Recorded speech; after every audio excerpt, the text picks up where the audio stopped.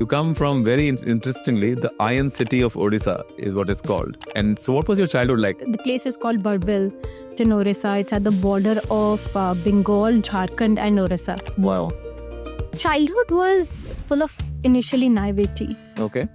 The background that I came from, both my parents were entrepreneurs. I saw what it really took them to build something out of there.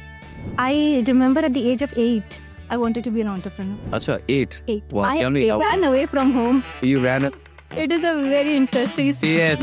As I was saying, that dinner table conversations a lot of the times were about businesses, but more about impacting people. And I think what stuck with me was how it impacts people. I see. I thought of what I wanted, and it seemed like legacy and being able to empower other people to earn their livelihood and be able to support their family was the only thing that I wanted to do in my life. How did Maqam's Cup become a part of this whole journey? I wanted to go to LSE. Acha. I didn't get in. The UT, you know? So my father's company was almost bankrupt. Okay. In 2010, you're saying after the... After the global financial crisis. I see. And it took almost 10 years to recover. Wow. But those 10 years, I think, have shaped a lot of the interactions I have today. And just generally what the world is about.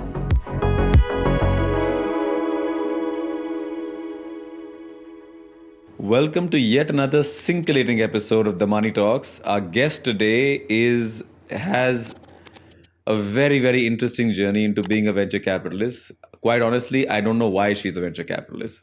Because coming from billions and dollars, she's now dealing with crores and rupees, right? And so a very, very interesting journey.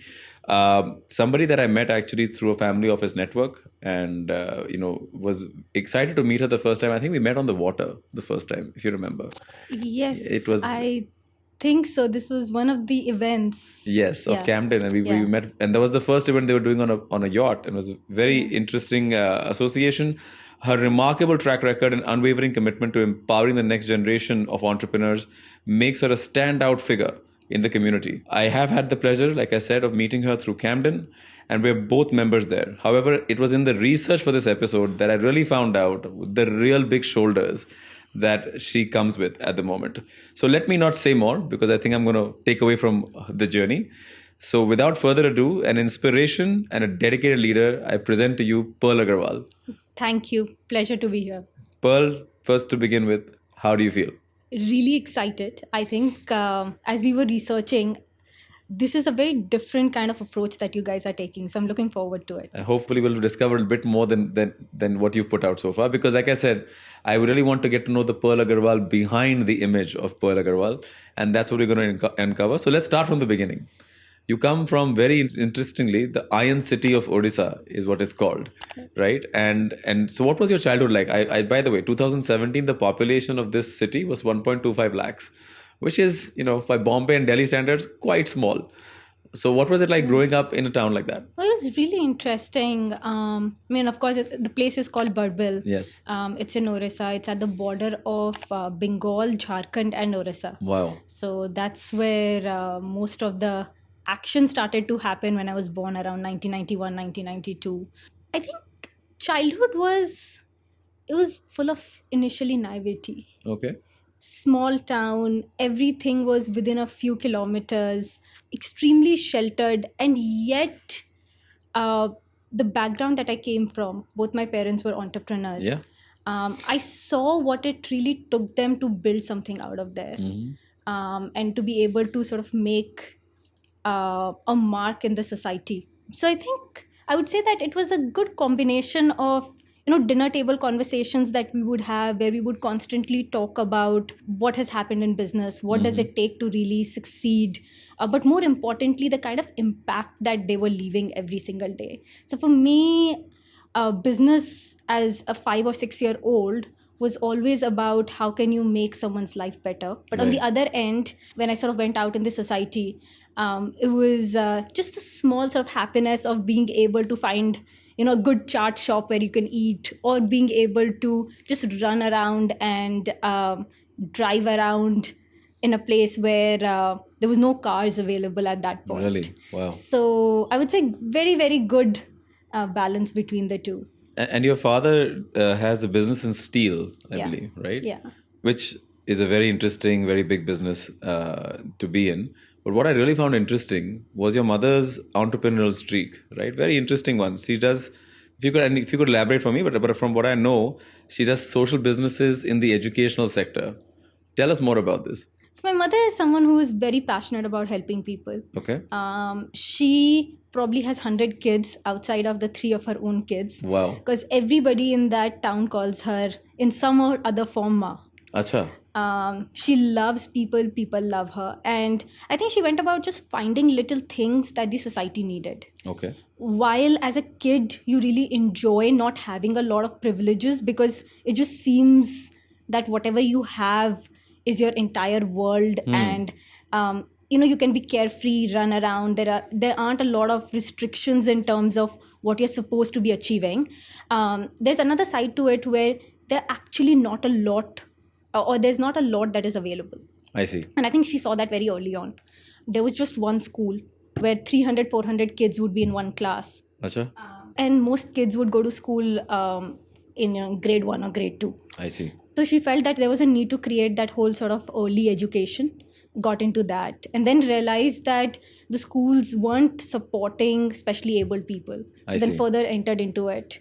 Started helping local artists, local And this performers. is all just in Barbil and Most of it in that region. Okay. But of course, as she started becoming better, it sort of expanded in the nearby region as well. And now it sort of goes all across Odisha. But it sort of started with identifying what were the problems of that local society and then starting to solve for it. So to have these two amazing entrepreneurs in the family, right? What did that have any impact on you to saying, hey, I want to be an entrepreneur too?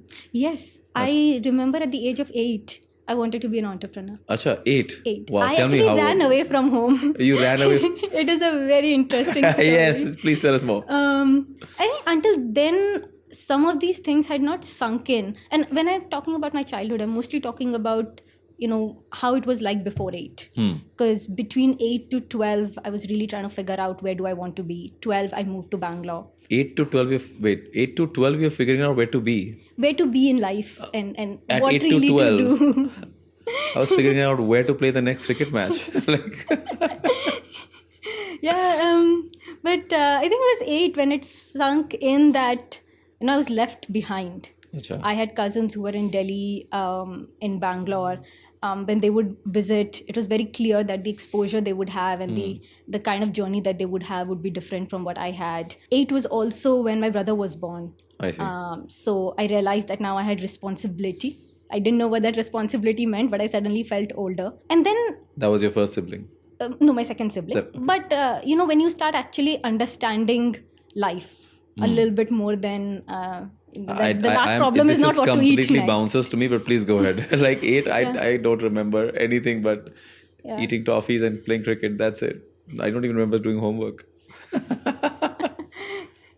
And then I think I thought, what would I really want to be? Entrepreneur was the only thing I could think of. And, as I was saying, that dinner table conversations a lot of the times were about businesses, but more about impacting people. And I think what stuck with me was how it impacts people. I see. I thought of what I wanted, and it seemed like legacy and being able to empower other people to earn their livelihood and be able to support their family was the only thing that I wanted to do in my life. Wow. So I ran away. My cousin was visiting, and I didn't tell anyone that I've hid inside. So, we used to have those hatchbacks. Okay. I'd hid in the hatchback. And Jamshedpur used to be the closest train station from where you could take a train to Correct. Delhi. Okay. So I landed up there. They saw me that I had come to Jamshedpur. They had no option but to take me. How long was the drive? About 2-3 hours. So you did not move or flinch for 2-3 hours? I just hid there. And you were 8 years old? Yeah. Wow. Okay.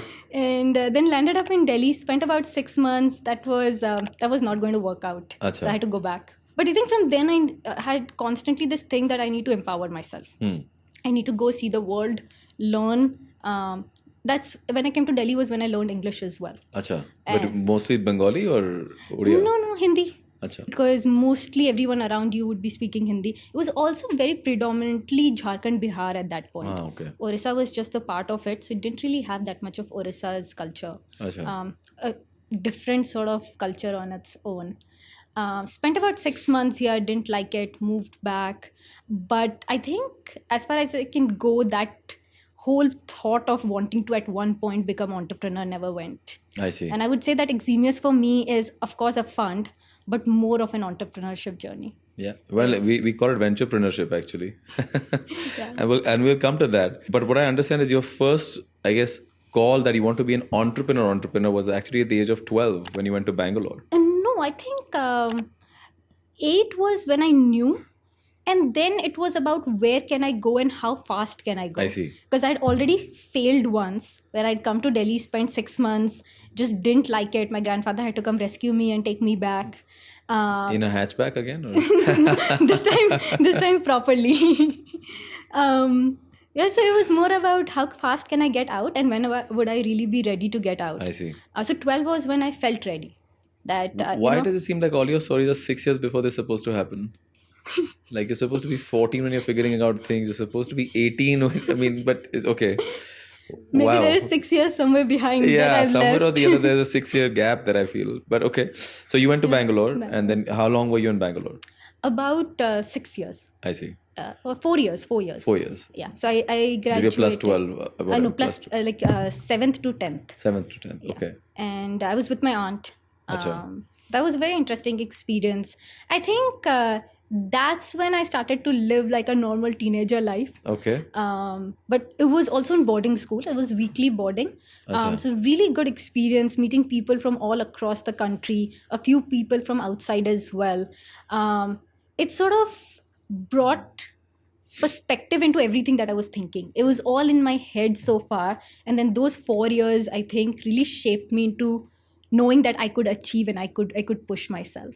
But it was also fun because boarding school is an experience of its own. Yeah. The kind of friendships that you build, we are still in touch, no matter where people are. You really figure each other out together. And before I get into the next leap of your journey, right? Coming from a Marwadi family, usually very traditional, and that too, in the northeastern part of India, they've usually been about 5 to 10 years behind the western part of India, just because of exposure. I don't think anything else. Mm-hmm. And from there, the kind of drive and zeal you've had is fairly incredible. Like, have you ever figured out what is really driving all of this? Like this incredible energy that you have. And I don't know what it really is deep down, but I think it has a little bit been inspired by the men in my family. I see. Because for most of them, it was difficult to really build a life and a business there. My grandfather regularly used to go to work at 4:30 in the morning. Wow. And I don't think The business was set up by him? Yes. He set up a different business, then my father set up a different I business. see. We've all sort of been an entrepreneur in our own ways. And then same with the other people I saw around. So I think it is probably a little bit of that. Okay. And then seeing that it was a way to really earn respect. And probably that's the drive for me. Did And you I see have them always- struggle at all? Yeah, quite a bit. What kind of an impact has that had? A huge. In fact, I would say the struggle really came about in the later days. Acha. Initial days was also struggle, but not a struggle that I could fathom or realize. It was Okay. their struggle, not mine. It was in the later years that their struggle also became my struggle in a way and impacted me. Okay. This was post 2008, Acha. In what way? 2010. So my father's company was almost bankrupt. Okay. In 2010, you're saying after the... After Okay. the global financial crisis. I see. And it took almost 10 years to recover. Wow. And those 10 years were very interesting times. Because of course, you know, like when you said that there is so much like ambition, drive, passion, you look around and in a way that you feel you can achieve it because you're seeing people achieve it. True. But then suddenly you see people not being able to do it. Yeah. And that's a very different side to it as well. And I've never really spoken much about it, but those 10 years I think have shaped a lot of the interactions I have today.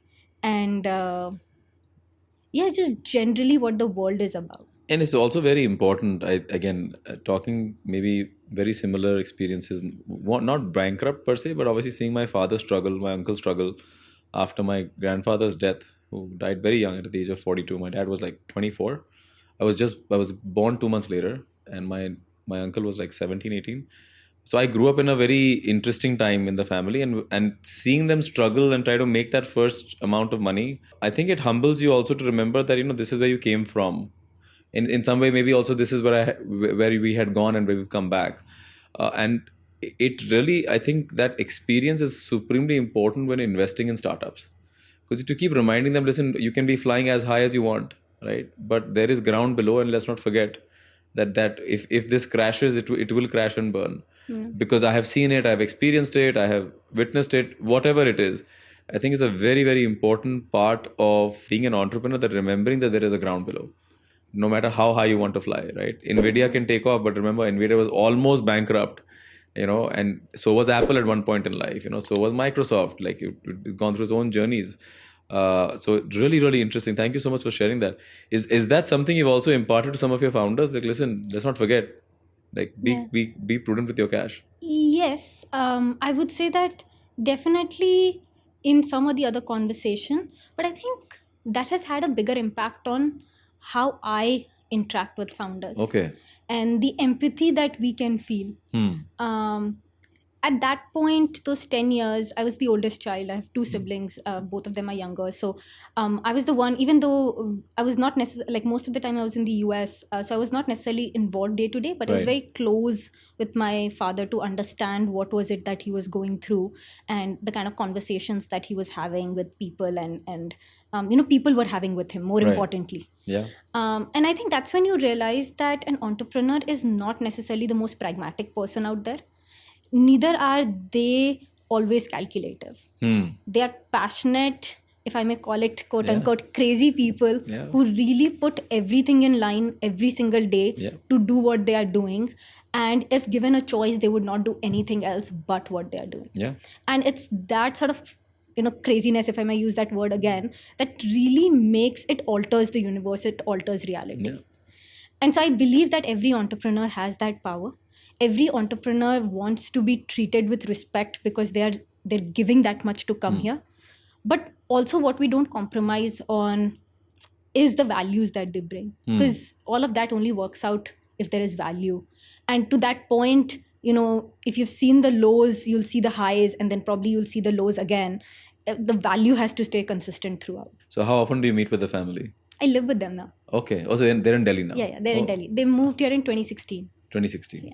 Very nice. Let's move on to, then you made the leap. So here we go. We go from Odisha to Delhi, back to Odisha, down to Bangalore. Then we fly over, we go to Kodaikanal for a bit. Yes. Right? And then we fly straight to UT Austin. How did Macom's become a part of this whole journey? I wanted to go to LSE. Acha. I didn't get in. Does UT know? Yeah, if I had told them that, I would not get that offer either. But yeah, the next best option for me was to then move to the US, because I knew I didn't want to be in the UK. I see.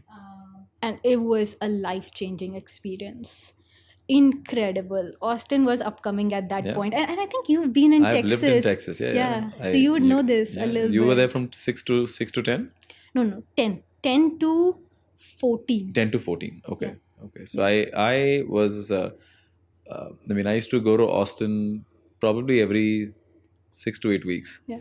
Right? I think Austin is a city that deserves it. Yeah. But yeah, it was quite an experience. I even did an entire semester in UT, where we had it was an incredible experience. Gone. Yeah. By association. Yeah. Well, by association. Well, the college I went to was called Austin College, which actually was started in Austin itself, but it moved north of Dallas during the plague. So it's the oldest college north of or south of the Mississippi, under its original charter, 1857, and it was founded by Stephen F. Austin himself. Wow. So it's a very, very old college. It's a real OG. Yeah, real OG. And then part of, we had the option to go down, for a semester to Austin, and then we got trained and all that. It was pretty interesting. But but obviously for me as a college going kid, UT Austin was all about 6th Street and partying, right? So I'll be honest, all this academic I think for all jargon of that I us. said, I was only choosing it for one thing. For all of us. Yeah. When I was doing my research, someone said that there's a party bus that goes from campus to Yeah. 6th Street every day. And I'm like, great. And 50,000 people, 50,000 population of that school, right? Yeah. And so coming from a town of 1.25 lakh to a college of 50,000 people must have been incredible.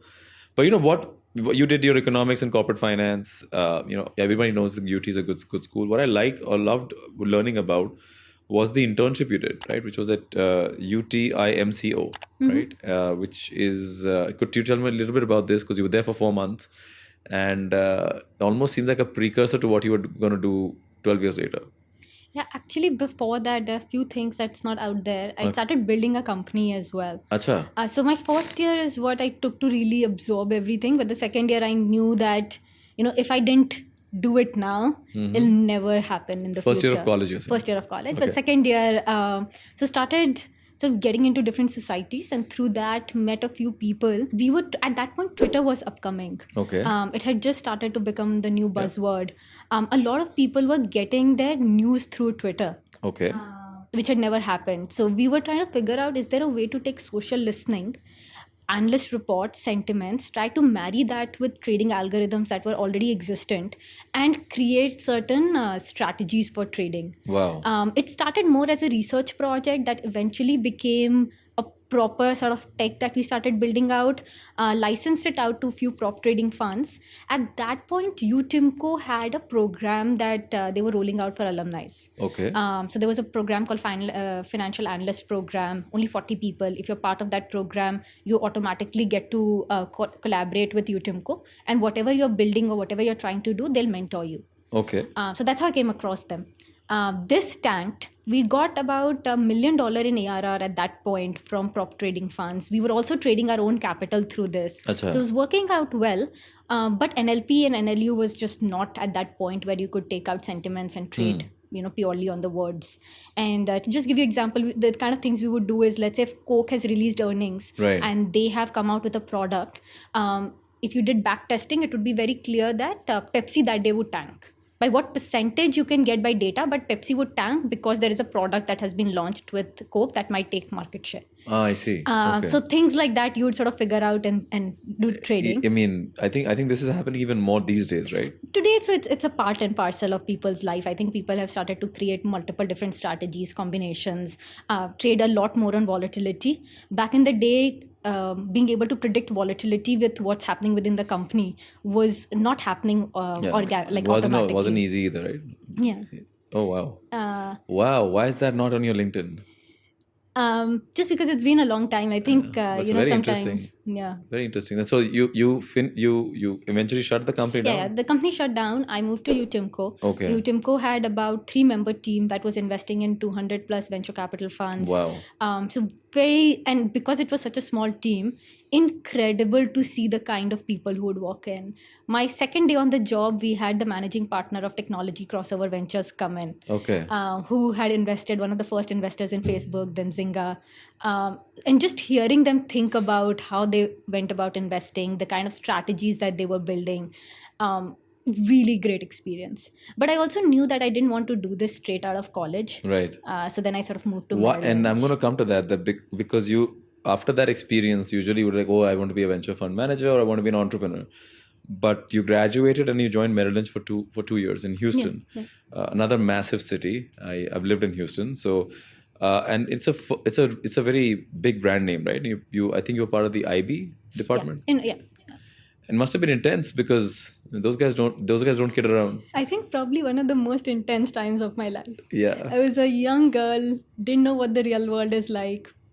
And there I was working almost 20 hours a day. Exactly. Multiple days when we wouldn't sleep for 72 hours, 48 hours, just because you had to keep churning. And the travel, right? Intense travel, I'm guessing. Yeah, more than intense travel, even if you were going for meetings in the same city, your typical days would be you show up for a management meeting at 9 or 10 a.m. in the morning, come back at 6, but you have to be prepared for the next day because they would have gone home, but they expect you to come with the materials for discussion the next day. You typically come back, have dinner, and then work until 2-3 a.m. to get that material ready, and then again be in their office the next day. Do you ever tell that to your analysts? Hey, this is what you have to. Yeah, I think if I were to tell this today, most people would leave. You'd be surprised how many firms actually do that. Is it? Yeah. In fact, I mean, without naming any firm, but I know that there are certain firms where there is a time to come in, but there's no time to go back. And I'm a firm believer because I worked similar days, right? I used to door knock, and we had to. So as a team leader, you had to be at the office by 10 because the team came in at 11, and you had to have a RARA meeting, right? Get them kicked off, have everybody in the field by 1. They would come back to the office by 9:30. You had to have an end of the day meeting, take the contracts, put them into the system. So by the time you left, it was almost 12:31. I used to live 45 minutes away. Oh, wow. I slept at so many gas stations because I could barely see the road, right? And then you would sort of wake up at 5 a.m. in the morning, where am I sleeping? And then drive home, take a shower. By the time you're done showering, getting ready, it's time to leave again because guess what? 10 o'clock, you have to be back at the office. Wow, that's intense. And did that day in, day out. But honestly, that puts so much discipline into your life. That was my real question. That this kind of a hard work muscle that you talk about puts a lot of discipline into your life, right? Because you understand what is urgent and what is important, and then you leave everything else, but say, hey, let's do the important and the urgent. Yeah. Has that really played a role for you? Huge. And I think that's the only thing I would take away from banking. A lot of those churns of pitch decks and just preparing for meetings has not, I don't think if it has had any profound impact on my decision making, but definitely the way I sort of carry forward. Right. The kind of intensity that we go through, everything else seems easy. Yeah. I mean, today there is not a single thing that can be put into your plate that you think you would not be able to handle just because it was expected. Yeah. 2 hours you have to turn an entire thing around, and there cannot be a single mistake, including a last full stop that you need to put at the end of it. Also, just focus. I think it brings in a lot of focus to be able to do what you are wanting and to once you've done it, I think it brings a level of confidence that if required, I can churn out a 48-hour weekend and get what I need to get. Not that I have to, but if I had to, I could. Oh, absolutely. So I think that this is something we like to impart into our analysts very clearly. We tell them you need to work your tail off right now, because if you don't work your tail off right now, you'll be working your tail off as a partner. And trust me, that's not the time you want to learn what hard work is. You want to learn it now and then be able to work, because that's at the partner level, you're not doing the grunt work anymore. You're doing more of what the entrepreneurial mindset would require. But if you've not done the grunt work, trust me, there's no way you can gain the confidence or the respect of people that do the grunt work today. I mean, I have a massive amount of respect for every analyst out there. But I'm also very clear that if you're not working 18-hour days, you're not going to cut it in investing. Let's be honest. I totally agree with you. I think 24 hours, I mean, you might have, we sometimes forget the 2021 days. Yeah. In 2021, within 24 hours, your entire term sheet would be gone. Okay. People were doing ICs and diligence within a few hours. At that point, if people could not put in that kind of effort and, churn things out, you would not be successful. Yeah. 18 hours had become a norm at that point. Correct. And I think you need to come with the mindset that if you want to invest in excellence, you have to bring the excellence yourself, right? So, no, great. And so, do you recommend because a lot of the people listening in are also within the ages of 18 to 24, right? And about almost 30% of our listeners and that viewers are in that range. And usually when they graduate, the first thing they want to do is start a company, right? And the first thing after starting a company is to raise financing, because the best thing to do is to become your own boss, right? But honestly, I feel that my own preferences aside, what is your recommendation? Do you think after graduating, you should immediately go to venture building, or is something like a Merrill Lynch or an MNC the way to go first? I don't know if an MNC is the right way to go, or, like a hardcore banking role. I'm just talking about let's say, not when I say MNC, I'm talking about, let's say, banking. So go work for Citibank for 2 years in a sales role. Let them just churn you out, show you how 18-hour work days are done, or go work for McKinsey. So they'll fly you all around the world, but really work you to the bone. And they'll literally tell you exactly how much muscle and how much fat you really have, right? And then you forget that you actually have business class ticket. Yeah, exactly. Yeah. I think it's more about pushing your boundaries. I definitely think that before people take capital and think that they can do justice to capital, they have to push their boundaries. You cannot live a comfortable life and achieve anything. Correct. If I can do 8 hours, then trying the next day, can I try with 9 hours? Yeah. If I've been able to finish something without stress in 1 hour, then trying to do it with a little bit of stress in 30 minutes. Yeah. I think that's the only way one can grow. What form or shape it will come in and where do you do it?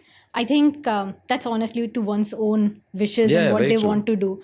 But just taking capital, expecting that 10 other people would be able to build out the product and doing 9 to 5 or 9 to 8, I don't necessarily think that will really build for the tough times and the hardships that come along the way. Right.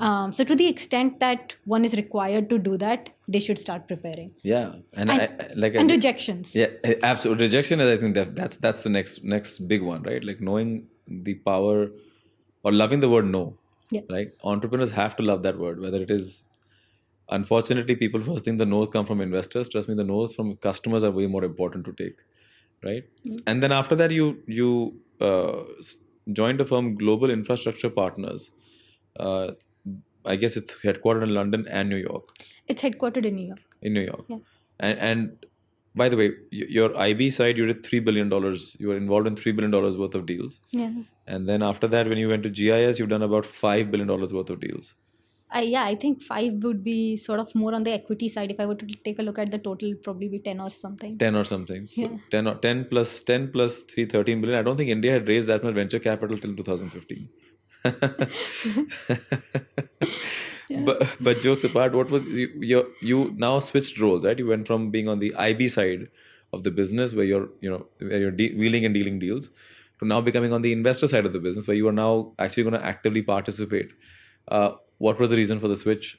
I always wanted to be on the investor side. I see. I mean, that's why, wanting to build a company and then sort of doing UTIMCO. But I also knew that you cannot do that straight out of college. It's important to go through that grind, really sort of build out the muscle, as you rightly pointed out, and know what it is like to be at the bottom of the value chain, if I may, before one can start to take decisions that will have an impact on capital as well. But the idea was to continue moving in that direction.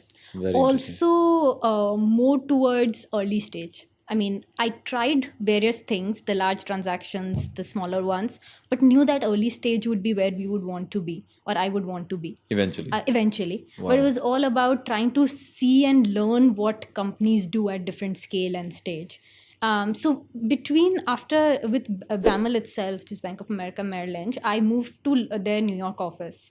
And from there, I got introduced to GIP, ended up at GIP in the New York office. I think it has shaped today the way I think and the way we invest. Incredible the way they built out that fund. When I joined, they might have only been 6 or 7 years old, or maybe 8 years at best.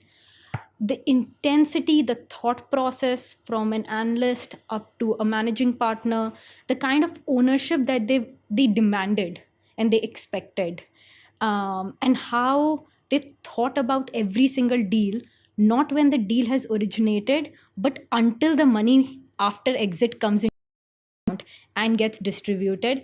I think it was top notch in terms of the thinking. And every single day Tell us some of the deals you were involved in.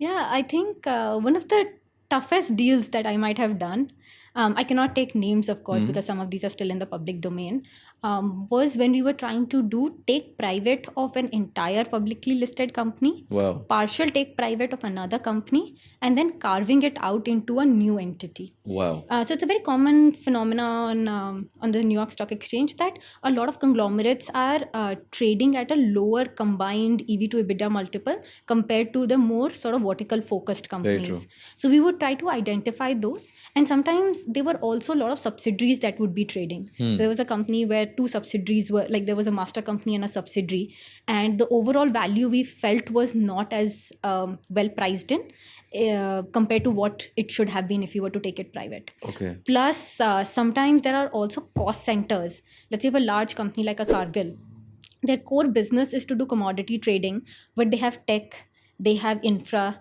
they have sort of ports and other stuff as well. All of these are sitting as cost centers, but there are other companies, other smaller companies out there who require it that you can generate third-party revenue through. I see. So then you figure that out as well. The typical process would start Wow. with... And you'd start, how would you get these transactions together? How would you screen for them? You just read through a lot of 10Ks and annual reports. You would sort of keep figuring out, like you'd see how things are trading and where markets are moving. Then doing huge deep dives into their filings to see if what we think is actually working there. I see. But before that also, there needs to be a strategy. Not every deal is of this sort. Yeah. So you'd think through what kind of strategies can come up. One strategy is getting third-party revenue. Second strategy is just combining and doing some capital structuring with a little bit of operational overhaul. So I think it started with what kind of strategy you wanted to go after, then mapping out the universe and seeing where it can go, then sort of doing deeper dive into their annual reports and things like that, and then creating a pitch for the management to pitch to them that this is something you want to do and if they are on board. And sometimes that process itself would take 5-6 months, where you have to constantly keep going, keep pitching to them, keep looking at how their stock prices are moving, to find that point where you can actually make sense, where they feel that there is more value you can bring in than the value that they might otherwise be able to generate. And once that comes about, you sort of do the deal. But also closing those deals are a lot of fun. I mean... so would you approach the board with an offer? How would that usually work? Yeah. So you would first sort of work with the management team. Okay. You try to get them on board, understand that what are they looking for. Once management team is there, because they have to open up the data for you. Acha. Then you would sort of place a soft bid with the board. And then if the board clears the soft bid, then they open up the entire data room for you. Then you start digging into the company, visiting their sites and all of that to actually complete the diligence and then what are some of the most exciting things that happened because of all of like in one of these transactions? That you discover something that otherwise would not have been known? Or... Yes, I think I now very clearly remember there was this very good publicly listed company based out of California. Okay. In the clean tech space. You would not expect that their accounting has led to 100 million of cash not being on the books. Wow. This is a proper NYC listed company, probably has Big Four auditing it. But because we used to, once you place a bid, there is, in private equity, you typically have 3-4 month or 6 months period before you place a bid, which is a final bid until your closure. And you take control of their accounts then. So you keep tracking cash and everything on a day-to-day basis because you log the price. Okay. So anything that you find, you have the ability to go back and change the price because it'll have an impact on your overall return later on. So that's when we found that there's 100 million that was missing. I think probably the most bizarre thing out there, because you would expect them to be recording every single dollar. Missing but on the books? No, I think there was some sort of transaction, like it was still there. The money was not gone, right. But the money just was not on the books. Exactly. I mean, just in some bank account that I didn't realize. Oh, it reminds me of Office Space. Have you seen the movie? No, I haven't. Oh, you got to see the movie. There's an entire scene about, it's all about the decimals. And, it's incredible that, they make a mistake in a decimal and a bank account supposed to get $5,000 over a weekend gets $500,000. It's like, oh, I made a mistake in the decimals. But that getting said, so you then in 2020, I don't know if this was pure serendipity, pure timing, Feb 2020, you moved back to India. I'd been thinking about it for a while. I was in private equity and all of this because there are two parts. One, you have to be in the US. As an Indian citizen, it's already very difficult to be in the US. So you have to figure out pragmatically who's going to support your visa. Can you support yourself? Can you justify being here and all of that? And also... 8 years completed, right? Since you hadn't completed 8 years by then. I completed almost 10 years. 10 years in the US, including education, but you had 6 years Yeah. on your H1B. Okay. But I think 2016, 17, I knew at that point in New York, there were a couple early funds that were coming up. There was one female founder fund and a few others, and they were very small, just starting to sort of emerge. There was a tech group that would meet up every Saturday, Sunday. So I would go hang out with them, try to see how people were building venture fund. And I think You had time on Saturday, Sundays? Wow. Yeah, you make time. And Good. I think that's when I knew I wanted to do it. I started talking to my friends who were here in India that might have gone to business school with me and then had moved back to see how venture was evolving. There's one friend in particular who was super helpful. Runs a family office out of Bombay and was setting up a VC fund. So we would keep chatting and I would keep learning from him, trying to marry the two, what was happening in New York, what was happening here. Came here in 2017. Because I was like, ऐसा वापस तो जाना है, but एक बार जाके आ जाओ कि हो क्या रहा है. So 2018. We were GIP was acquiring IDFC's alternate investment arm. Okay. Yeah. So spent about 6 odd months, really studied the market, felt comfortable that, ecosystem had grown that you could come back. But then still had to figure a few things out. That's when my parents moved from Odissa, because I had started deciding that it was time for me to be here. But I moved to London for the next 2 years. About 1.5, 2 years. And as part of GIS only? Same fund. They were doing an emerging market fund. So initially the idea was to do India only. Okay. But then we realized that $1 billion kind of a fund would not work in India. So then they decided to do an emerging market fund, which would be LATAM, Africa, Southeast Asia, India including, of course. And that was being managed out of London. Very interesting. So went for that, spent about 1.5 years. And I think that gave me a lot more confidence that 3 jurisdictions or 3 geographies, different kind of businesses, different stages of companies. If I'm able to see all of this, so kuch na kuch to ho jayega. Well, I was saying serendipity because, you landed here in Feb 2020 and... I didn't know. Yeah, I was going to say like pure luck. Absolutely. If I hadn't, then I think it would have been delayed by another 2 years or so. Easily. You'd be stuck in London or New York or, all the... Wow. And then, but the real trigger at that time was because, like I said at the start, like billions and dollars, rupees, lakhs and crores.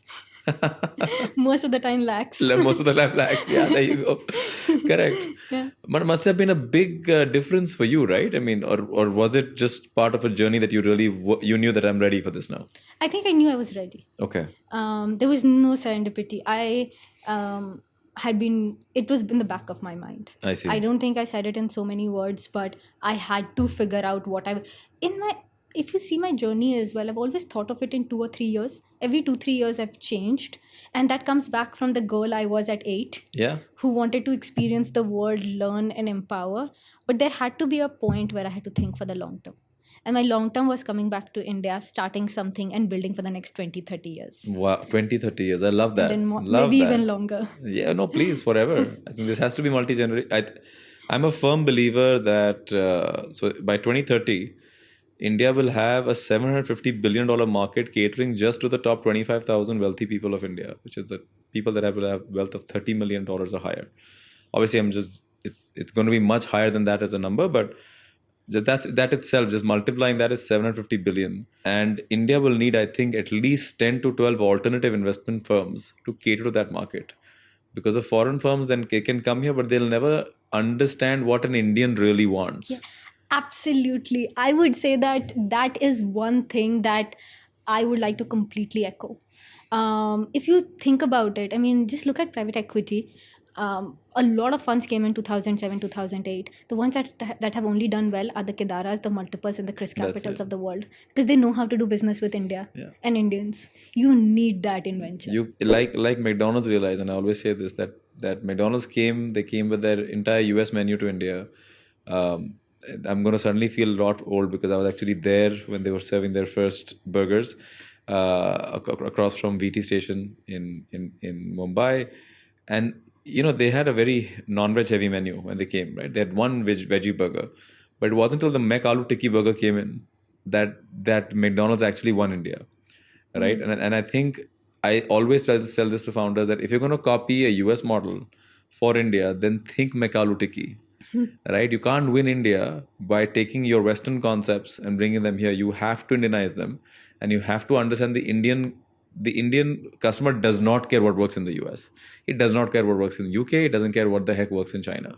Yeah. He wonders ki price is what I pay and value is what I get, and he needs to have value that is in multiples of the prices he's paying, or she's paying, right? And that is, once you understand that about India, you'll understand that India is not about price at all.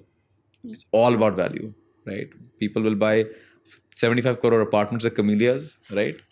I mean, I was amazed. I was there yesterday. Amazed. 75 crores is crazy. Sounds insane. Right? And people will buy, first class tickets for 20 lakh rupees in India. All happens, but show them the value, they'll show up.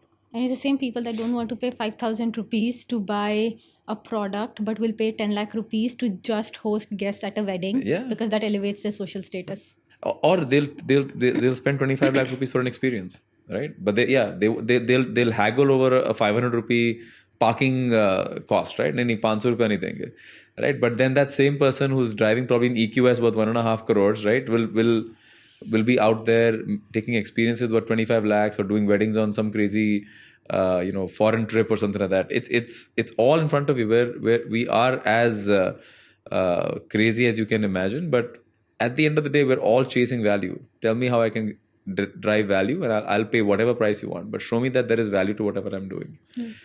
Okay. And so you then came to India, and I think the first thing you did was also very interesting. It wasn't really, you didn't start investing truly right away, but you started this thing called Dot Review. And you were sort of, you were not part of the VC ecosystem, but you set up a platform to review VCs first. It was like an outsider can do it the best. I was a bit like, what? It's like a food critic shows up in India. She's never even had food here. But I'm going to critique the food, right? Yeah. But I wasn't critiquing. I just creating a platform. I when I moved back, it was, first of all, within the first month, COVID happened. Right. So before I could really settle in and realize what was the ecosystem about. And you moved to Delhi first. Yeah. And I was in Delhi throughout. I didn't go to, my parents had moved and everything had sort of shifted by then. Okay. We had made enough ground plans to have me here and to eventually do Eximius. Okay. So then my thought process was that what do we really want to achieve? What is the gap? And from trying to understand the gap, I realized that the biggest gap was trust deficit. Okay. Started going on, this was 3 months sitting in your living room during COVID, trying to talk to people and understand what they were thinking, calling up VCs, calling up founders, and just grasping as much information as you can. And the first thing that I really realized was founder friendly was being overused. That was a word that was just being thrown around. Every single website or every other website you went on said, I'm founder friendly. Yeah. But once you started speaking to founders to understand what is founder friendly, the thought process was very different. What VCs thought was founder friendly, and founders didn't even necessarily value that. And founders had a lot more stories to tell that VCs were unaware of. And I think that's when I started looking at a little bit of Bay Area stories and realized that at some point, if we have to evolve and if we have to really cater to the next 500, 600 unicorns that come up, there has to be a two-way feedback and more transparency. Yeah. Where one doesn't have to go to a bar and talk about it, but they could actually give that feedback and communicate in a more, I would say, organic but yet productive way. Yeah. So that's how Dot Review came. We just built a simple platform, started getting reviews. It was really challenging initially to convince people that this was a credible platform where you could actually come and write and no one would find out. But we did that till date I don't know who has written those reviews. So we actually did not take feedback from anyone, or rather information from anyone, but ensured that the reviews were comprehensive enough or cumbersome enough that people are not just coming and ranting. I see. You had to give ratings, you had to give more objective answers, subjective answers. And so that way, anyone who's reading is able to really get things out of it. To be able to promote this, we launched a pseudonymous social media angle to it. So it was come for the review, stay for the gossip. you've had a terrible time, let's say, quote unquote, dealing with an investor. You want to come write about it, but then you realize that your wife is also bothering you. Go chat about your wife on the side. Uh, and then come back and read a few more reviews. There was a loop that we were trying to create. Right. I think within a few months, we realized that the other pseudonymous social media angle was much bigger. So then the guy I was working with at that point wanted to build that out into a bigger platform. My idea was only for the VC ecosystem. So then I decided to launch Eximius, while he launched a platform called Hood that got funded by 314, 16 unicorn founders as well. And then sort of brought in a couple more pseudonymous social media platforms. So this was your co-founder? Yes. Okay. And it all sort of started. But how did you guys meet, the co-founders? Just through talking. So this is how all of these conversations, for the first 3 months, I just spoke to people, called up anyone, asked people if they could introduce me to 2 or 3 more people. And that's how I'd gotten all my jobs. Just cold calling people. So that's one thing I'd learned from Austin, cold call. Cold calling, that's it. Cold calling is a super skill. You need to know. So I probably have never been founder friendly. I've always been company friendly. Whatever is good for the company is good for everybody, right? Whatever is good for the building is good for all the residents.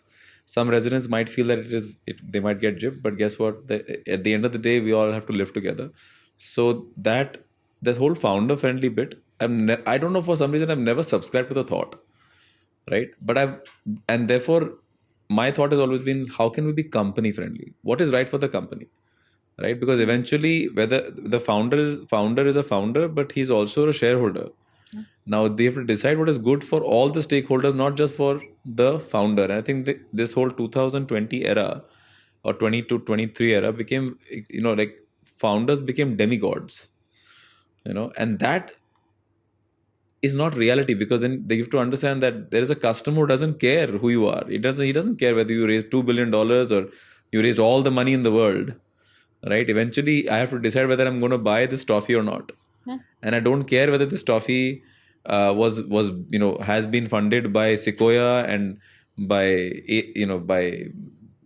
every single major fund in the world. It does not taste good. That's all that he or she cares about. Yeah. Right? So I eventually, having your ear close to the ground, having the humility to understand the customer is the one that we have to win. And that whatever we do has to be sustainable in the long run, right? Because companies are not built for 5 or 10 years. They're built for 50, 100, 200 years. They have multiple stakeholders. And that era where the founder became a demigod just has led to a host of companies that have destroyed confidence, not just for the customer, because many of them have taken customer deposits and then run away. But they have also destroyed confidence with suppliers, because many of them have relied on what I call vendor financing. Right? They take money from vendors and then they don't pay them. Now, recently, I've even heard there are cases now coming up on LinkedIn on how digital media agencies are not getting paid, right? And all of this comes from this whole notion that the founder is always right. And I don't think that is right. What are your thoughts on that? I absolutely agree with you. I mean, see, I do believe that ultimately the fate of a company has to be decided by the founder. A VC cannot make a company. Absolutely. A VC can definitely break a company by being not productive or not having a healthy relationship with the founder. But our job is not necessarily to do anything but to support. Yeah. Having said that, if a founder wants to be there for a long run and wants to create something that leaves a mark, even if that means that they exit, but the product has to continue, you are building it for the society. Yeah. You have to take a look at everyone that you're carrying forward with you, whether it is your employees. Your employees are willing to work additional 15 days without salary, but they have to know why they're working for it. You cannot be taking secondaries, or you cannot be taking additional reimbursements that is over and above certain caps while your employees are taking cuts on their salary. So it's ultimately, can I be that person that everybody around can at least say that this person is doing their best to ensure that they look out for as many interests as possible. Might not always be possible to look out for 100%, but that's what leadership is. Leader is someone that tries to be as fair as possible, and that is also the capital that they're raising and the capital they need to return. And then that's why for all the points, the one point that I definitely maybe don't agree with, right, is that we don't have to always support them, the founder, right? We have to always guide them that listen, because I think we have a very unique vantage point as VCs because we get to see hundreds of businesses. We invest in hundreds of businesses. We invest in hundreds of stories. And you can always find those common elements that made a company successful. And you can always tell a founder, listen, 9 times out of 10, I've seen that when you do this, it leads to Y, right? And thankfully, it's always the same pattern, right? I have so many conversations, that when a founder stops giving you updates, he's in trouble, right? It's a given deal, right? Very rare is it that there is something else going on in life, but usually it means I'm not meeting my numbers or something has gone wrong, and that's why I'm not giving you updates. So I think it is our responsibility to tell them, no, you cannot be taking secondaries, right? And then expect your employees to take ESOPs and not feel that they're worthless, right? Or you cannot be the only one taking secondaries and not allow anybody else to take secondaries. Or you're taking an advance on your salary, and guess what? You're not paying your people any salary, or you're expensing family dinners to the company, but then expecting your people not to do the same. It always starts at the top, right? And which is why I think sometimes these conversations get a bit testy, right? Because the result of what a VC does is sometimes not immediately available, right? Sometimes when you put those structures in place, nobody likes it. Like it's like your gym trainer, right? When he or she starts working with you, you hate them, right? Because they cause all kinds of pain, right? They have to make you get out of bed. But it's about 3 to 4 months later when you really realize the value of what they have brought to the table. And I think the VC has that responsibility that, yes, don't be disruptive.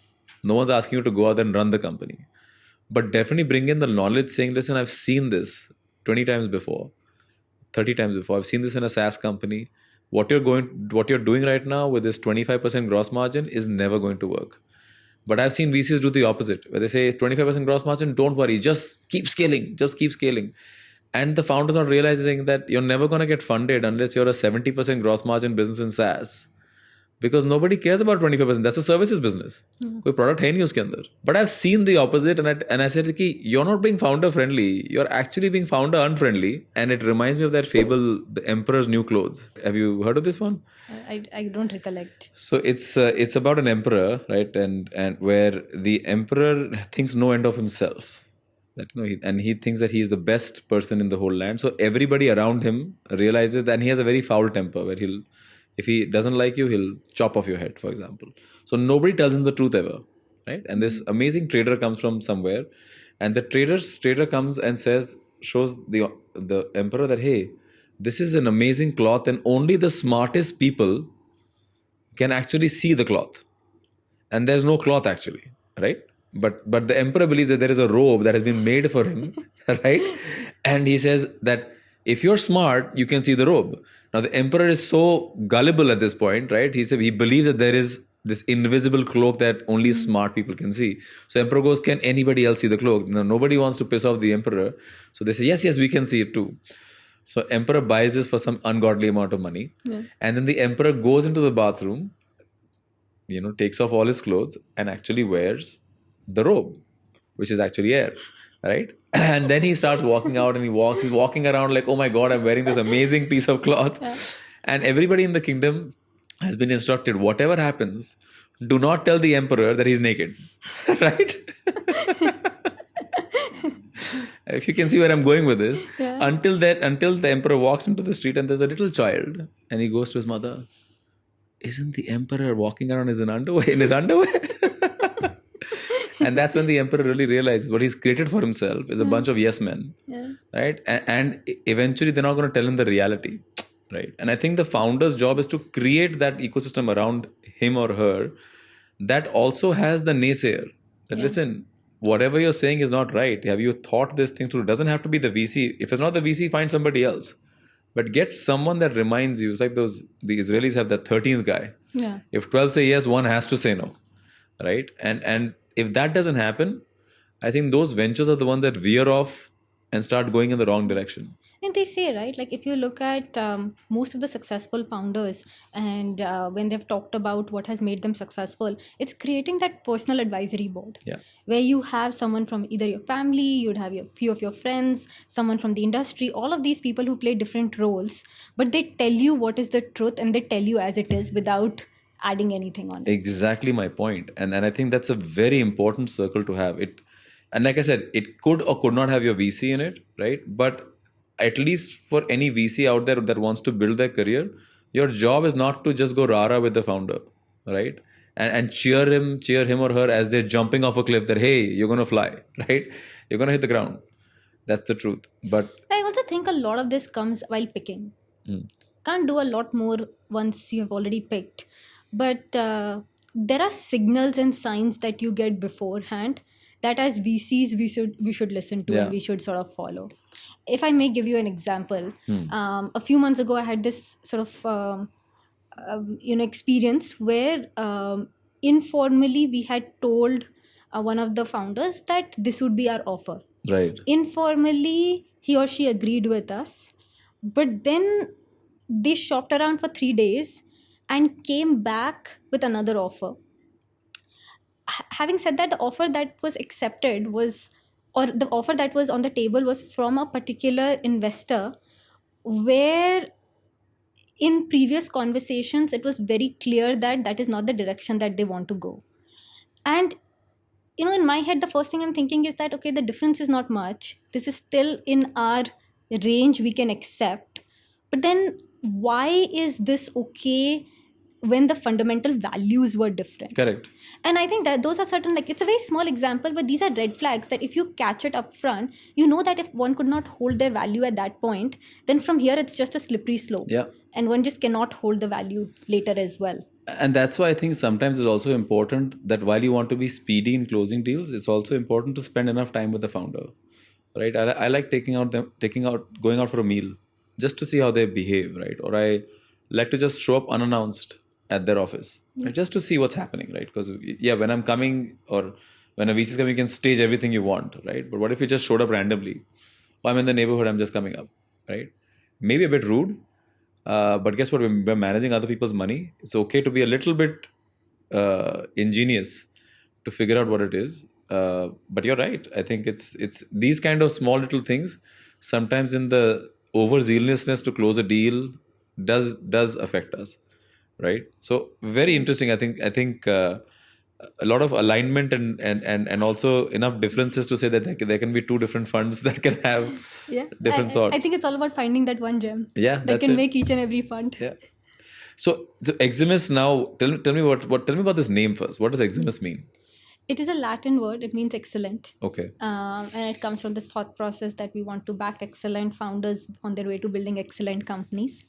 And your focus is very much on AI and tech, deep tech enabled businesses. Is it? Not quite. Okay. We are pre-seed focused. We also believe that, while there is seed, pre-seed, the lines have started to get very blurred. Okay. People look at first institutional check as seed as well. But today, we cannot always be thinking in dollars when we are spending in rupees and, in INR. We need to look at what our expenses are. Right. And that means that in the initial days, no matter whether you have $5 million or $2 million, product development and product testing will take its own time. And similarly, hiring will take its own time. You can't find the best fit for your founding team overnight just because you've raised 2x or 3x the amount. And this was a similar, by the way, trend that has been seen in the US. As US primarily until 2015-16 had seed funding, and pre-seed was very, very small. Like if seed was 5,000, pre-seed would be 500. Today, it's almost equal. And to a certain extent, pre-seed has started to replace seed as either seeds have become bigger or Series A has become bigger. Coming back to where this thought process is coming from is that at that initial stage, the first 12 months to 18 months, there's only so much capital you can take to be able to expedite your journey. You need to follow certain process, have your head to the ground, and really create a execution plan and a customer value prop that is differentiated.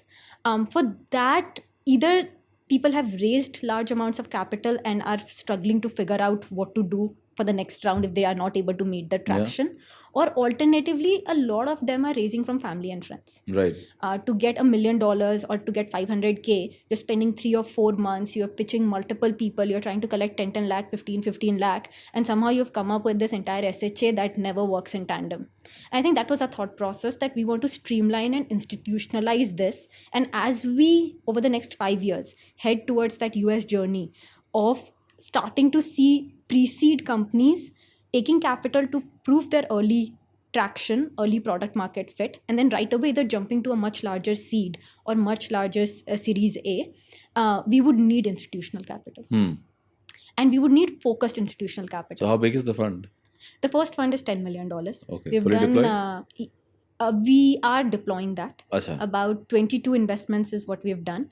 And within pre-seed, again, if I were to come back to my story of pre-seed, we like to focus on a few sectors. I don't think India is deep enough where you can do a sector-focused fund just yet. That's my personal opinion, because the markets are evolving. Yep. But you can have certain differentiation. So that's why we focus on fintech, health tech, online media, and SaaS. While large, still certain boundaries. And your usual check is about 500K? 500K. And how much equity you're taking in the first? 10%. 10%.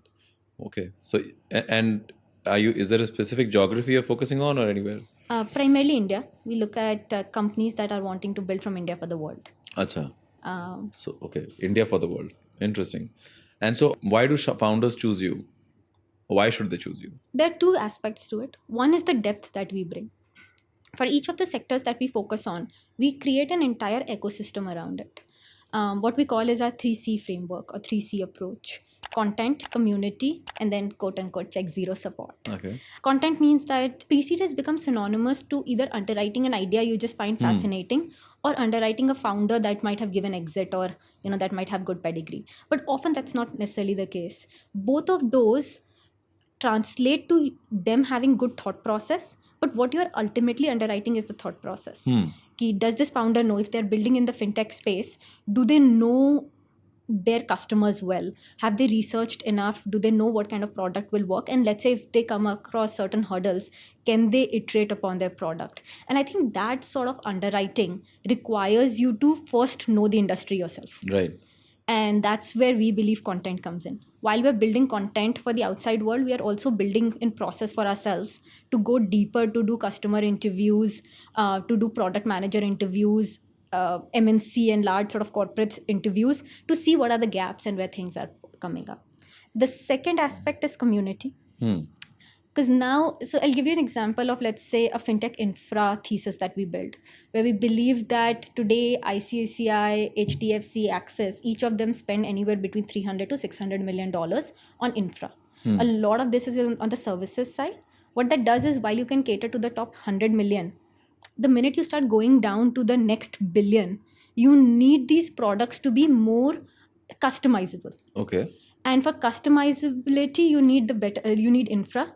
And hence there has to be evolution of infra stack or tech stack across most of these institutions. Not just the top 12, 13 banks, but all across down to the credit unions and the payment banks that are there today.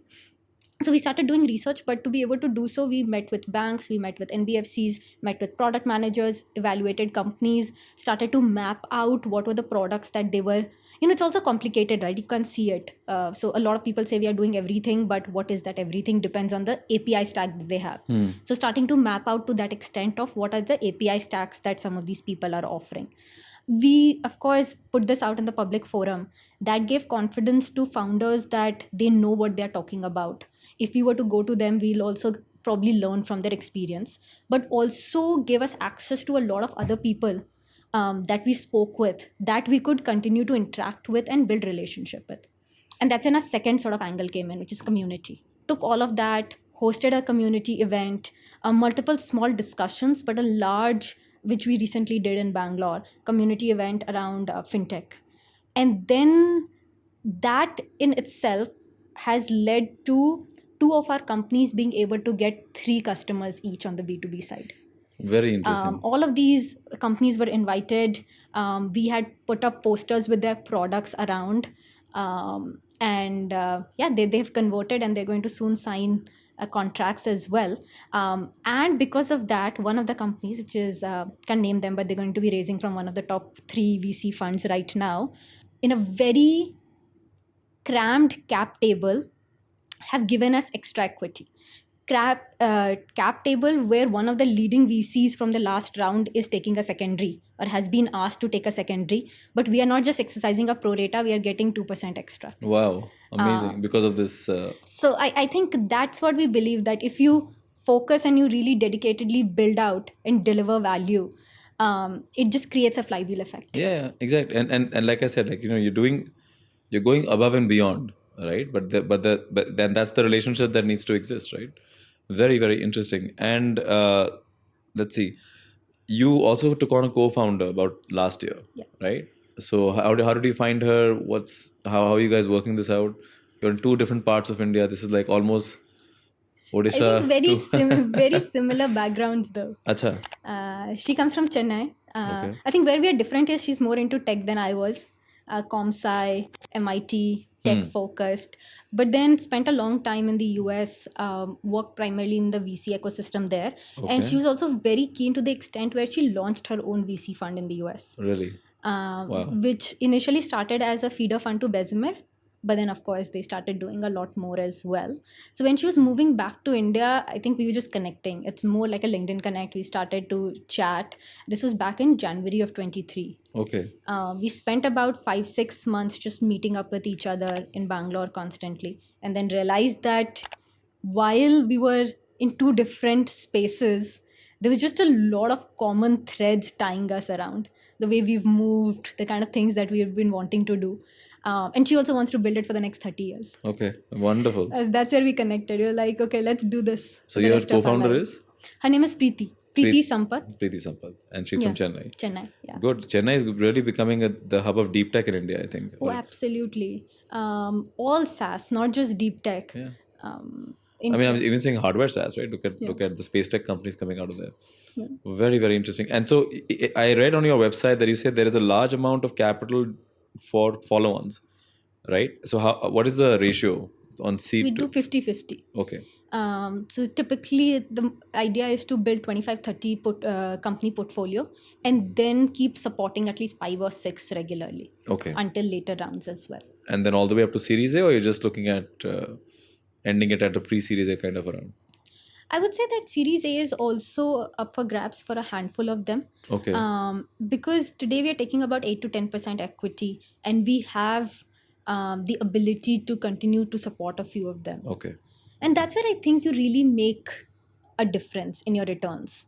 I've run multiple permutation combination to try and understand that if you do not participate in follow-on round, is there a way that you can generate alpha? In my head, it seems very simple, right? Risk, return. If you play the beta game, you'll only generate beta return. To play the alpha game, you have to take certain outlier bets, have to sort of go deep into the ones that are outperforming. And follow-ons are a way for us to go deep into the ones that are outperforming. Yeah. Actually, follow-ons is the most important thing that a venture investor should do. Because usually in the first round, it's very difficult to decide which one is going to win. Right, but over the course of whatever 18 to 36 months, you'll realize which ones are going to win, and you want to have maximum amount of capital in the ones that are going to win, because the other horses that did not win have to make up for that too, right? So I think I read one of the quotes by one of the early partners of Matrix, who said, "If I had my own way, I would do 10-90, 10% early checks, 90 for follow-on." It's the right way to go. I think our fund is 1:3. So if everyone $1 or 1 rupee at seed, we've got 3 rupees in follow-on. But now after our growth fund, it's actually, we've got 10 rupees in follow-on. So maybe I'm following the Matrix one. What's the partner's name again? That I don't remember. So I've got 2 questions, and then I want to ask you a couple of personal questions again. But so how can founders reach out to you? We are very much available. My email address, our LinkedIns, our Twitters, everything is open. So they can reach out to you from anywhere? From anywhere. We in fact have an intern who tracks the TAT for founders on our CRM. Wow. We try to. We're not very good with it because, of course, we have not reached where we aspire to be. We want to get back to everyone within 48 hours. We get about 400 companies per month, so it's hard to do so. Yeah. But we've regularly had an intern who tracks our CRM for TAT. Wow. And what CRM do you guys use? TagHash. TagHash. Atul will be very happy. And 3 questions a founder must be prepared to answer when they get on a call with you. What is it that got them to start that company or work on that particular idea? There has to be some profound insight. It cannot just be another sort of run-of-the-mill idea that came from a pitch deck. I would say that's the first one.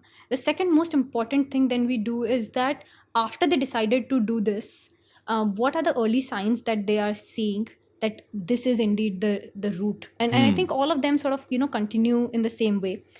I wouldn't say there is a single question as such, but for me, it's all about the depth that they bring to their Right. thought process.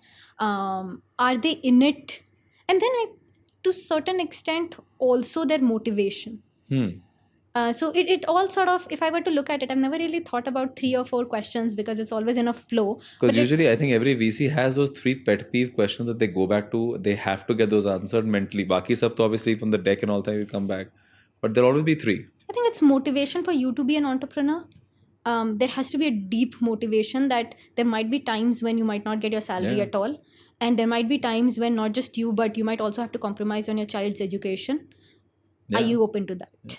I think the second one would be the motivation for that particular idea itself. Because sometimes you know that you want to be an entrepreneur, but you don't know what you want to build. Yeah. And then I think the third one would be that, okay, these were things that I knew what I wanted to do, but what have you done to get validation from your customers? Not from Right. VCs, Correct. but from your customers. Unless the VC is the customer. Yes. Yeah. Then please get validation from us. Sometimes some businesses, the customer is not really the customer. It's the VC. The investor is the customer.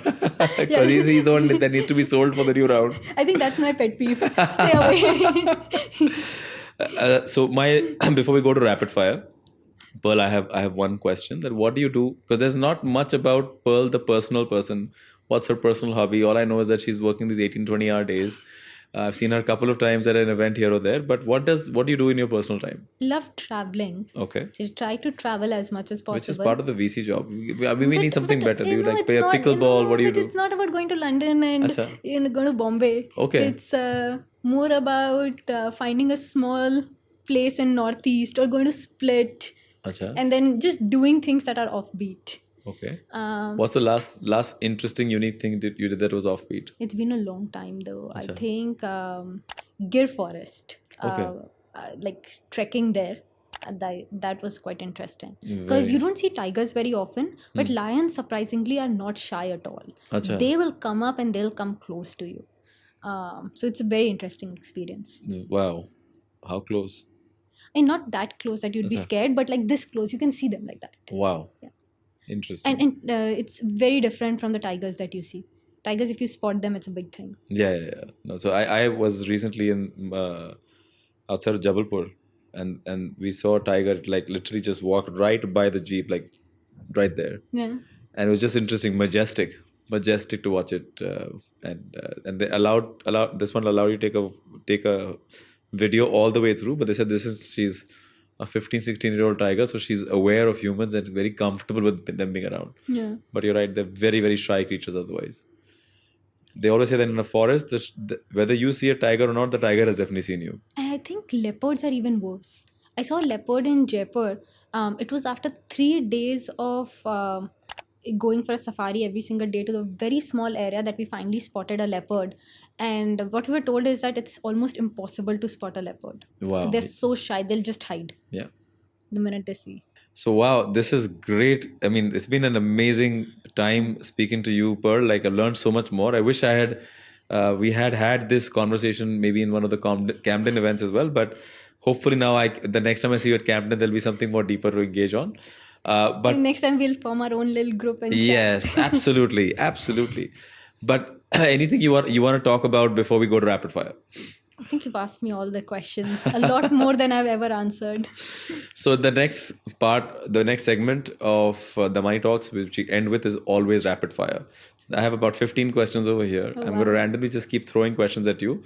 And I just want you to, whatever first comes to mind, just say it. I think sometimes it just leads to a little more, insight that we get out about you. So are you ready? Yes, sit up. Yeah, there we go. Perfect. We're ready? I have to be ready.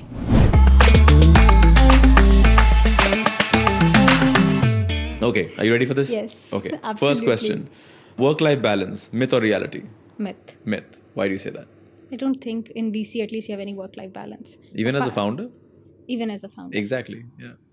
Especially as a founder. Yeah.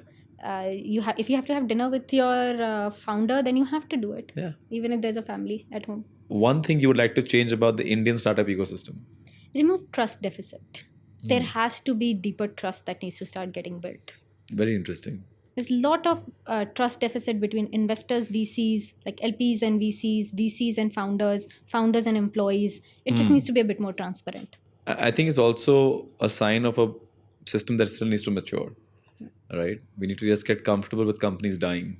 I think that's the biggest fear we still have is of your company shutting down. Even as an investor, even though you've told everybody it's 80% failure rate, right? Even then, we have problem with failure in India, and that definitely needs to get fixed. What is the last book you read that had a profound impact on you? It's been a very long time, but I think a book that has left a huge mark is Siddhartha by Herman Hesse. Siddhartha by Herman Hesse. Okay, what is it about? It's just the 4 phases of life. Starts with you learning, then sort of, the 4 normal phases that Okay. Veda also talks about. I see. But the way Siddhartha is written, or the way Herman has written about it, has a little bit of Buddhist and a little bit of Western twist to it.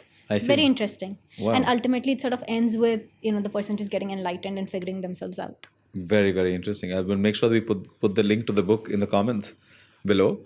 Let's see. What's the first action you undertake after waking up? As soon as you wake up, what's the first thing you're doing? Fold my blanket. Fold your blanket. Yeah. It gives me that sense of I can do it achievement. I've done this since I was 12, every single day. It's. I think there was a YouTube video, make your own bed. Yeah, I think there is. Yeah. It's a military general who says the first thing you should do in the morning is make your own bed. That's what my boarding school taught me. What's one meal you could eat forever? See, boarding school question. So, one? What's one meal you could eat forever? You mean like lunch, breakfast, dinner kind? Like there's one meal I can eat this whenever you tell me I'm ready to eat it. Curd rice. Curd rice. Okay, that's an interesting one. Work from home, for or against? Against. Against. Completely. I don't think that in a world where we are interacting with or we are working with humans, and our core job is to understand humans, there is anything called work from home. You have to interact. You have to interact, you have to be there, and sometimes you're doing something else. You're not supposed to be meeting that person, but because you are in that personal space, you just catch things. Yeah. And you The pick vibe, up things. actually, Yeah. What's one question that you wish investors would ask more often? What's the biggest risk you have taken, and what have you done to be successful after that? Or the biggest hurdle that you faced, and what have you done? I think it shows character. Yeah. That how has this person built their character? And sometimes when it's not that big, you also realize that this person needs a lot of maturing. Let me take it a little bit now from the serious part away. A song that motivates you on a particularly tough day. That's a very difficult one. Do you like are you a Bollywood person? Are you a Western music person? I am a Hip-hop? kind of person who goes with top 100, and whatever is playing in top 100, I think you get used to certain tunes, right? Like 3 days you get like completely hooked onto a tune, and then you play it on shuffle. Correct. I'm that kind of a person, and there is nothing right now that is that's on top of my mind. Okay. Or is there a quote that you go by? No? Okay. Probably best to remove this one. One startup you wish you had invested in? Zepto. It Wow. had come to me in 2021 early, called Kirana Cart. Yes. We all had that email. Anti-portfolio for a lot of people. In fact, the Damani talk said it right before you. Actually, same exact company. Is it? Okay. Who's your favorite superheroine you could? There is no thought to it, but Iron Man. Iron There's Man. something so cool about him. You're just like, yaar, aise banna hai. Bas. I think many, and also it's because he's so intellectually smart, right, compared to everyone else. Iron Man. Okay. If there was a time machine that allowed you to speak to yourself and guide yourself when you were 18, what's a piece of advice you would give to yourself? Be a bit chill. Be a bit chill. Yeah, take it easy. हो जाएगा सब कुछ. But I don't think you're following that even today, right? That's what I tell myself. What is one app you're obsessed with at the moment? I'm playing this game. I think it's called Play It. It's a copy of Royal Match. Okay. Just been hooked onto it. I think I play 4 or 5 hours a day. Wow. I started off as a, just research, but now I'm like completely hooked. Probably 1000th level or something. Wow, I didn't take you to be a gamer. Just like for fun, random. If there is one regret, what's one regret you still hold in life, general? Maybe travel a lot more. Traveling a lot more. Yeah, I wanted to do 30 countries by the time I turned 30. That didn't happen. I want to do 50 countries by the time I turn 50. I don't know whether that will happen. You'd be surprised. I met somebody who has a target of doing 100 countries before turning 50. I would love to meet this person. So she spends, I think, a month every 6 months in a different country. I want to go to Antarctica. That's one thing. I think the regret I will have is if I don't do Antarctica. I think definitely. So there are cruises, right? So that leave from Chile, I think, that go all the way. So I think I've been researching it now, and now my entire Insta feed is just about cruises to the Antarctica. I'm like, now I would have otherwise said, oh, it is serendipity, but you know it is an algorithm in the back. I have looked at so many polar cruises now that all of those spam emails that you get, it's full of polar cruises. I think the Royal Caribbean has a really good one. Yeah, there are quite a few now. I think you can also do one where you fly from Buenos Aires to one of the small islands there. I think Falkland Island or one of them, and then take a cruise. And it's a small plane that can actually give you a full aerial view of Antarctica. I'm not sure if I want to be that close and personal with because you're so far away from anything that is human. One of the, obviously, having a big ship, you're a bit more with people. Protected. I've seen some of the small ships that they talk about. I was like, bhai, because I regularly dive, and once those motions start moving. Scuba diving? Yeah. About 140 dives plus at this point. And so I spend like at least 7 to 10 days a year on a boat where I don't come back on land for 7 to 10 days. So it's 4 or 5 intense dives. What's the best place you scuba dived? Best place? Well, everything is best, but I would say some of the most interesting places have been Egypt. Simply because, because of all the action that took place in World War II, there are so many wrecks inside the Gulf over there. And the last time I went, I actually saw this thistle gong. I missed it twice. Once because of COVID, and then once I think something just came up. I could not leave. So this time I wanted to go because it's supposed to be one of the most intense dives in the world, because it's in the middle of a channel. And there is nothing to stop the current. So when you're going down, you literally have to hold on to a rope with one hand like that, because if you leave it, you'll be flying. And the current literally is just flying. And the only time to visit it is either you do it at night, and when you go inside the ship, you see the World War, like this was blown upon. So there are actual cars that sank with the ship, and they're in pristine condition. Oh, wow. Right below. Right, but when you're inside, you get disoriented because there's no lights inside. It's completely dark. And not just that, you also your nitrogen level goes down or something, right? Well, actually, you also start breathing a lot more oxygen because you're at 30 meters below. So every 10 meters, you go 1 atmospheric bar more. So it's 1, 2, 3 bars. So every breath you take is worth 4 breaths on Earth, or it's 4 or 8 breaths on Earth. So you run out of air very, very quickly.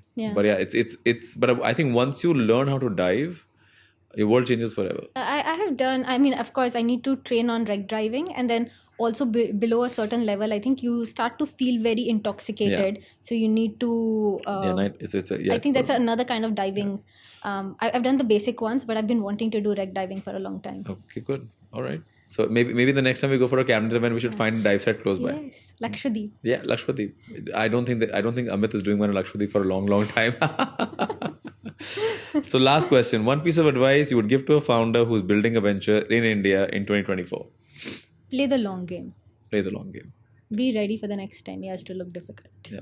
Wonderful. Fantastic. I didn't even realize we've been 2 hours into this thing, I think. Oh, wow. Over 2 hours. Yeah. So it's been an amazing conversation, Pearl. I think I knew it was going to be interesting, but there is so much more interest, and especially this whole, running away from home in a hatchback. I think I'm going to use it somewhere once again. But I really, really enjoyed the conversation. Is there any final thoughts that you wanted to, leave our audience with? Oh, it's been great chatting with you. Thank you for having me here. I would say that I've done probably 10 or 12 podcasts. This has been one of the best so far. Oh, wow. Thank you. And that's not just because I'm here. No, I really, really enjoyed it, Pearl. And I think there's a lot to take from this journey. What again I loved about is that you had a very clear goal that you wanted to be in this early stage venture you want to be an entrepreneur, and which became a venturepreneur, and but an early stage, and then the journey you've taken to get there. I think that's the way you build a career. Like, start with the end in mind. Start Thank with you. That means a lot coming from you. No. A huge fan of how you've built as well. Thank you. We keep saying that it's all about giving capital back. Thank you so much, Pearl, and really enjoyed it, and look forward to having you maybe when you're doing Fund 2 and Fund 1 is returning capital. We'll have you back on the show and tell us about the journey from there. Absolutely. Thank you.